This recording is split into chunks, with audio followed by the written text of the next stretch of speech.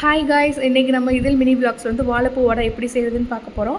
அதுக்காக வந்து ஒரே ஒரு வாழைப்பூ வந்து நான் எடுத்திருக்கேன். அந்த வாழைப்பூ வந்து நல்லா ஃபஸ்ட்டு இந்த மாதிரி பிரித்து எடுத்துகிட்டு அதில் வந்து எப்படி வாழைப்பூவை உரிக்கணும் அப்படின்னா, இந்த மாதிரி அந்த ஒயிட் கலர் டாட் இந்த நான் எடுத்து தனியாக எடுத்திருக்கேன் தெரியுமா, அதையும் பக்கத்தில் இருக்கிற அந்த ஒயிட் கலர் இது மட்டும் எடுத்துருங்க. தனியாக எடுத்துகிட்டு பொடியாக வந்து கட் பண்ணி வச்சுக்கோங்க. கலர் வந்து சேஞ்ச் ஆகக்கூடாது, நீச்சல் தண்ணியில் வந்து போட்டு வச்சுக்கோங்க. இது அதுக்கப்புறம் வந்து கடலைப்பருப்பு இந்த ஒரு டம்ளரில் வந்து நான் 2 டம்ளர் கடலைப்பருப்பு நான் போட்டிருக்கேன்.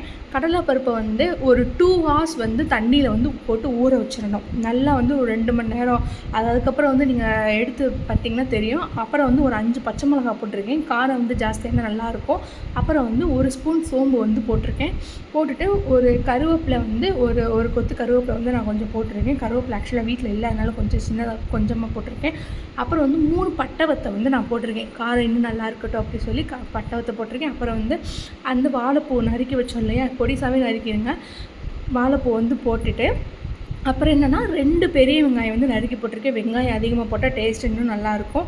எல்லாம் கொஞ்சம் தேவையான உப்பு மட்டும் போட்டுட்டு நல்லா மிக்ஸ் பண்ணிக்கோங்க. மிக்ஸ் பண்ணோடனே வந்து கையில் கொஞ்சமாக வந்து எண்ணெய் தடவிட்டு இந்த மாதிரி ரவுண்டாக வந்து வச்சுட்டு நல்லா தட்டிடுங்க.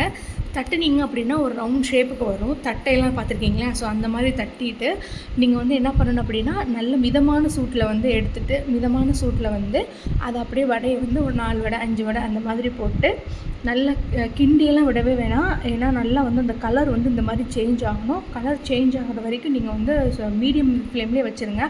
அப்புறம் பார்த்திங்கன்னா இந்த மாதிரி சேஞ்ச் ஆனதுலேயே பெரட்டி விட்டு இந்த அழகாக இருக்கும். எடுத்து பார்த்திங்கன்னா தெரியும், நல்லா சூப்பராக இருக்கும். டேஸ்ட் பண்ணி பார்த்துட்டு எப்படி இருக்குன்றது எனக்கு சொல்லுங்கள். வேறு ஏதாச்சும் வந்து ரெசிபி வேணும் அப்படின்னா எனக்கு கமெண்ட்டில் வந்து நீங்கள் தாராளமாக எனக்கு மெசேஜ் பண்ணலாம், நான் ரிப்ளை பண்ணுவேன். மறக்காமல் இதில் மினி விளாக்ஸ் வந்து சப்ஸ்கிரைப் பண்ணுங்கள். Thank you so much.